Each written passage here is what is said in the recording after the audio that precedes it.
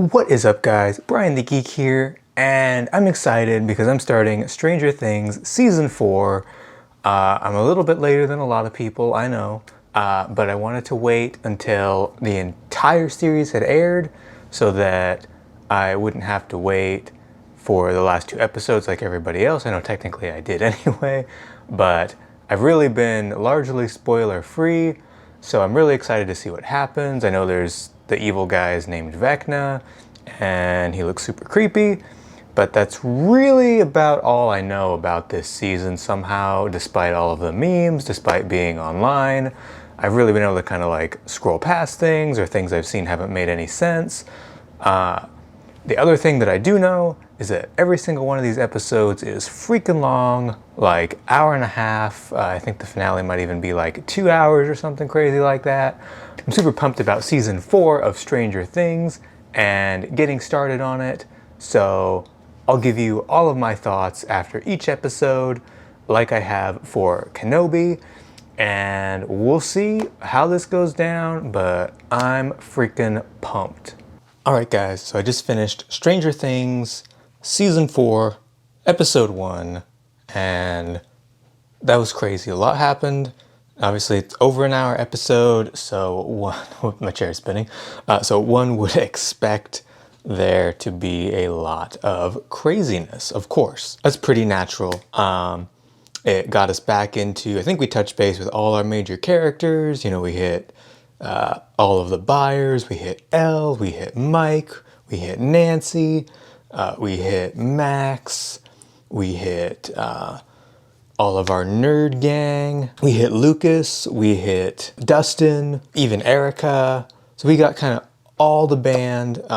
We hit Robin, we hit Steve. So we hit everybody, all of the people that we know and love. We did not see Hopper. I think that's probably going to be a episode 2 or 3 type thing. But we did get hints that he was alive. We got the Matryoshka doll. I'm not sure if it was actually a Matryoshka doll, but anyway, it's a little Russian doll. And Joy smashed it, and there was a little handwritten note that said Hopper is alive. Very interesting. So let me go ahead and kind of break down a little bit of each storyline and kind of what I think about it. We'll go ahead and start with Elle. She's always been one of my favorite characters in Stranger Things. Obviously, her story kind of opens up with the massacre at Hawkins' lab. This is a story element that I had forgotten in my intro, but I was aware of because of all of the stuff going on with like the warning after what happened in Uvalde. And so I was expecting it to be really crazy, and it wasn't as crazy as I thought it was going to be given the warning label. I'm really curious to know more of how this massacre ties into Elle's story, because it looks now at the moment like she killed like 20 people, a bunch of kids. That's going to be real interesting to see what goes on with that. Then we jump into the present. Elle starts pretty positive. It sounds like she's going to be seeing Mike. He's going to be going to California for spring break, and she's upbeat. She's preparing a class presentation. Then we figure out pretty quickly she's being bullied. She's not popular.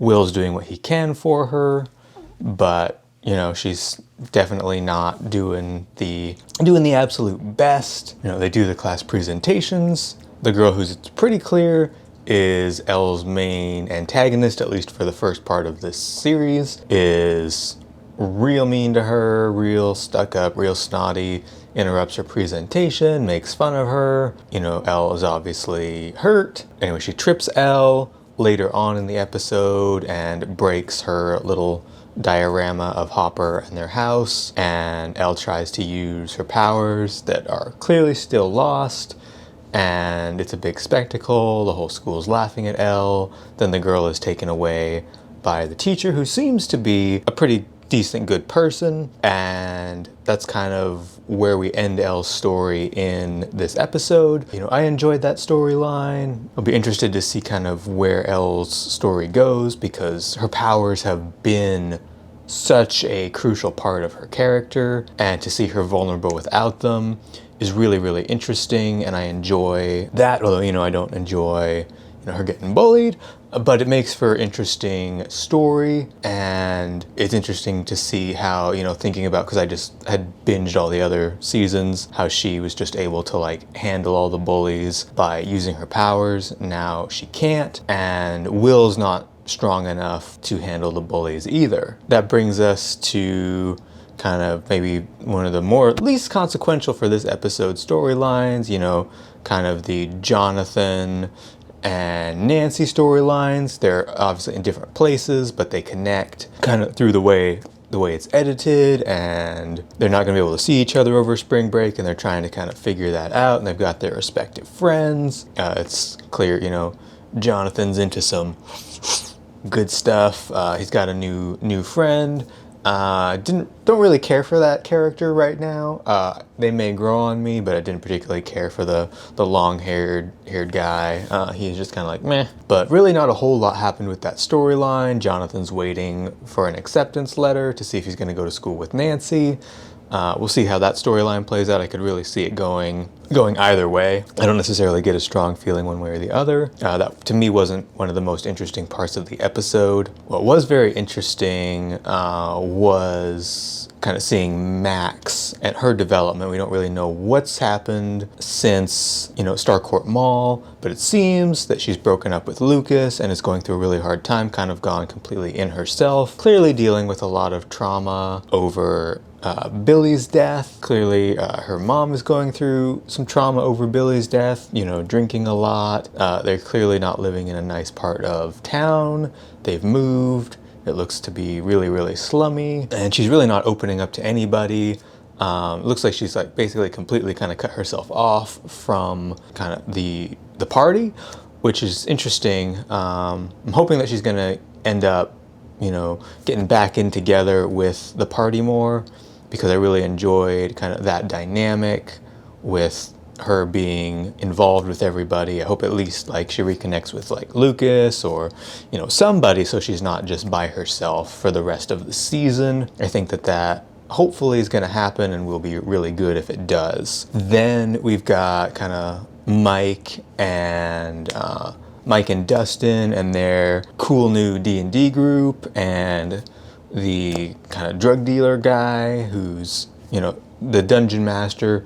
I'll hopefully learn the names as the series goes. This is, again, just like with all of my immediate episode thoughts. This is just my straight after watching the episode thoughts. It's pretty late. I'm pretty tired, so bear with my names failing.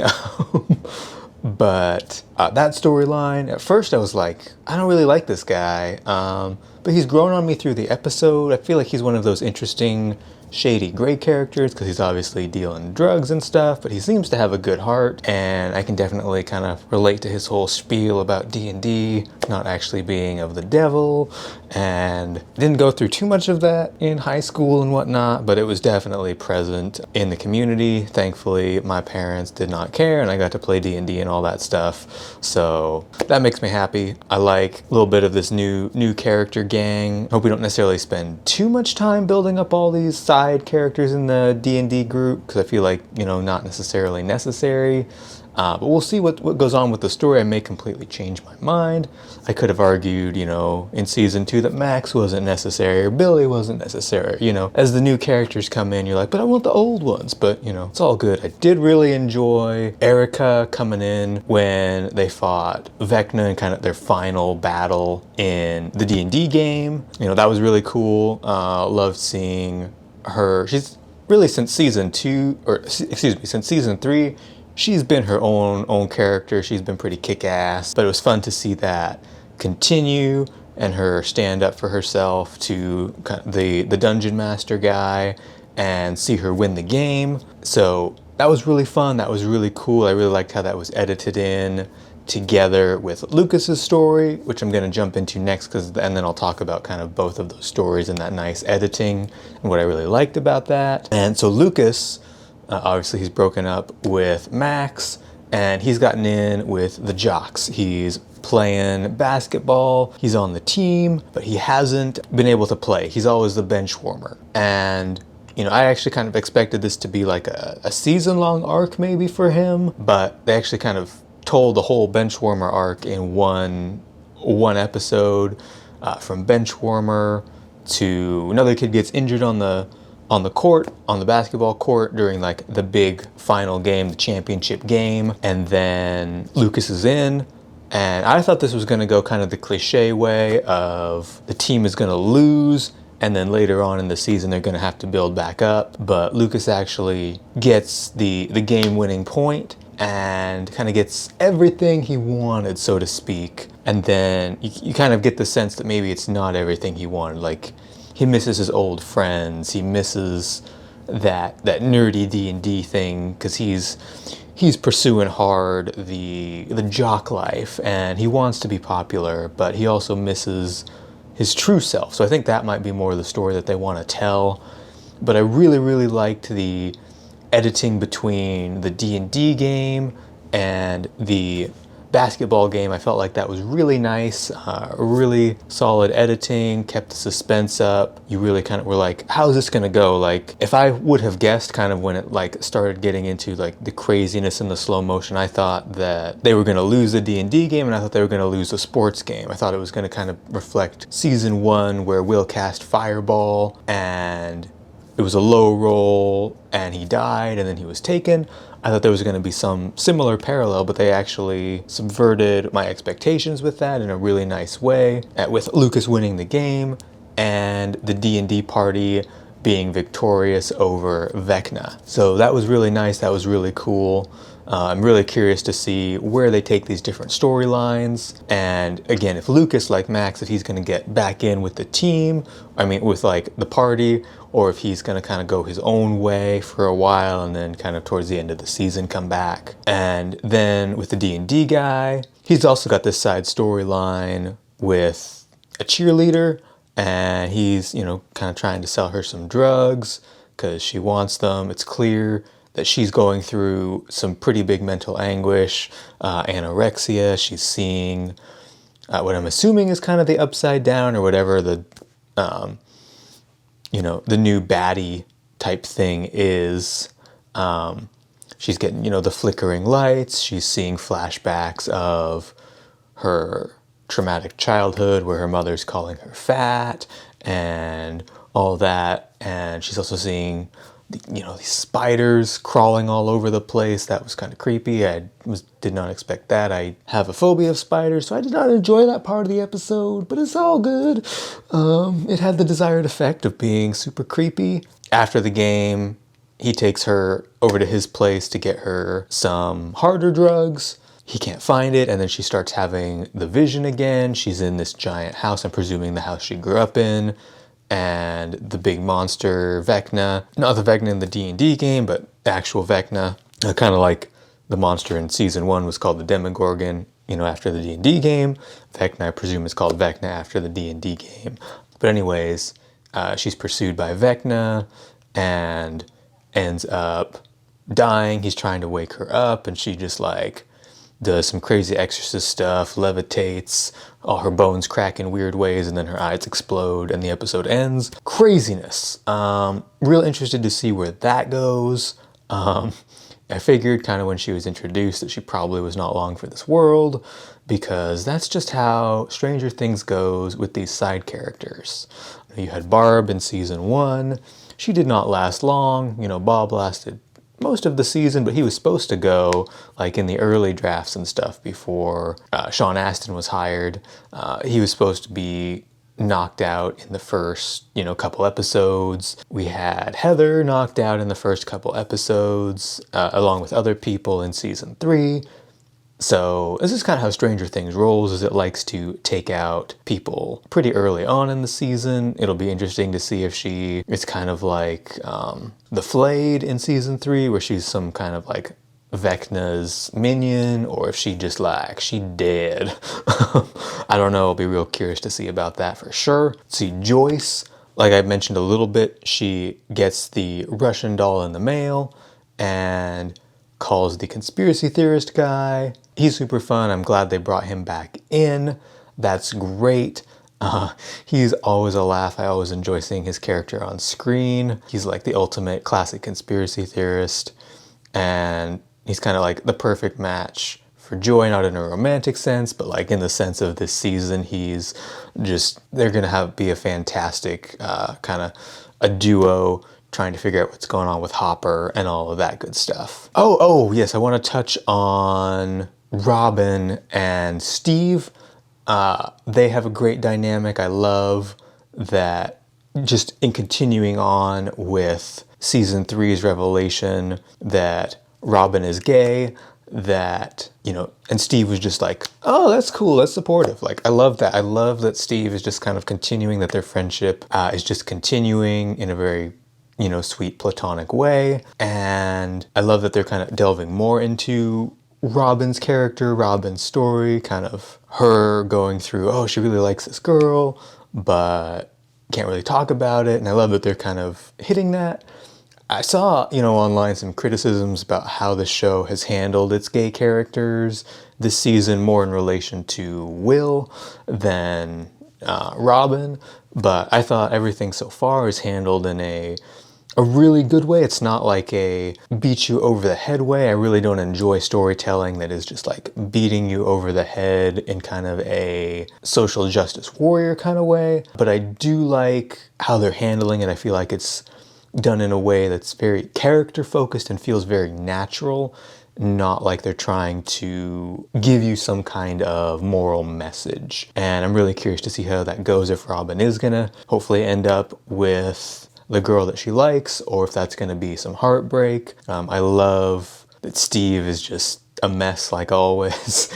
Just totally cracks me up. His character has taken such a dynamic shift from season 1, and he's definitely, one of the funniest, goofiest parts of the show now, and I really enjoy that. So I think it's a great season starter. Stranger Things hasn't really had any big misfires up to this point, and it looks like this season's off to a grand start. I'm really interested going forward to see what's going on with 11 and like why she killed 20 kids, or did she actually kill like 20 kids? Or is that going to be something that's explained later on, that she didn't actually do it? We'll see. That's going to be interesting to see. I'll be interested to see what's going on with Hopper. Interested to see how all of the different main character kids, how their stories progress. Hopefully some of them will come back together at some point during the season. Very curious to see if Elle's going to get her powers back and how that's going to develop. I figure she's probably going to. I figure that's kind of going to be her big arc this season, is getting those powers back so that there can be a really kick-ass final season where she's just like destroying a lot of crazy stuff. That's kind of my expectation. We'll see if that actually happens. But yeah, I'm excited. I'm excited to see more of Vecna. I'm excited to kind of learn what his deal is and like why he's killing all these people, why he's like snapping cheerleaders' bodies. So we'll see. But I'm excited. I'm gonna go ahead probably and watch episode 2. It's fairly late tonight, but I'll probably also record after episode thoughts, or I may save those for recording in the morning, so they may be a little less fresh, a little more thought through than this one. But either way, guys, I'll catch you in the next video.